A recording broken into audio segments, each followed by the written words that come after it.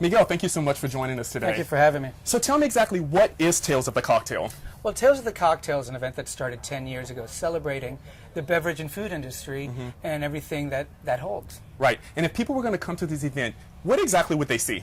Well, since its 10-year period, it's really become a design event as well, and really celebration of event design and everything like that. They will see great activations of great brands throughout the city with unique perspectives. So you are a former interior designer like myself, and you made the switch from interior design to party planning or event planning.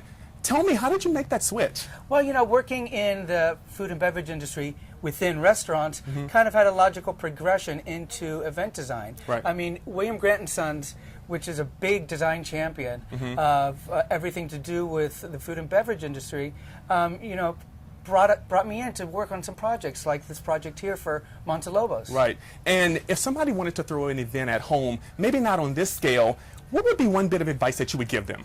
I would give them, really think about what your party is and think about making it artisanal and personal. Right. And do you think you can throw the perfect party on a budget? Oh, absolutely. I think it's really about curating an event and curating, how that flow and how that story relates.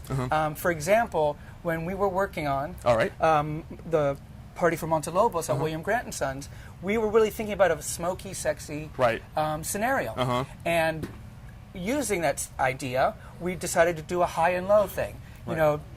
Repurposing something like a door here. Right. So at the end of our segments, we always end with the DIY. So today, Miguel is going to tell you some stuff that you can do at home to throw the perfect party. So what do we have here? So, like I said, repurposing great things. When a guest comes up to an event, you want the textural, you want the surprise, you want the smells. And what we did here was really play up the smoky sexiness of the mezcal for Montelobos. So what we did here was we found a door and we repurposed it and added textures, pouring wax on it, letting it be its natural self. Beautiful.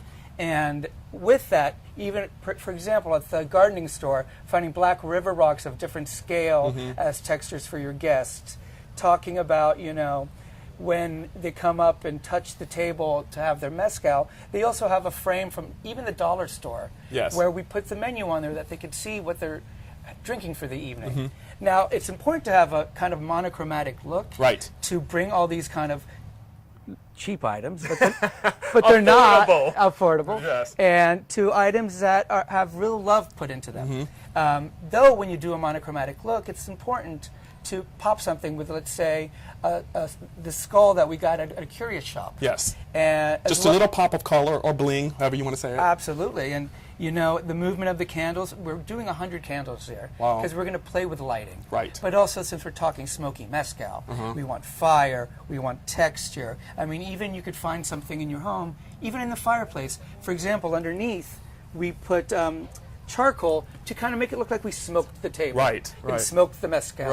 And that, gives a visual, artistical cue to the guests and gives them a memory, so a memory could be made without spending a lot of money. Well, I think you've made a memory here. This is absolutely beautiful. And once again, thank you so much for taking time out of your busy schedule to talk to us today.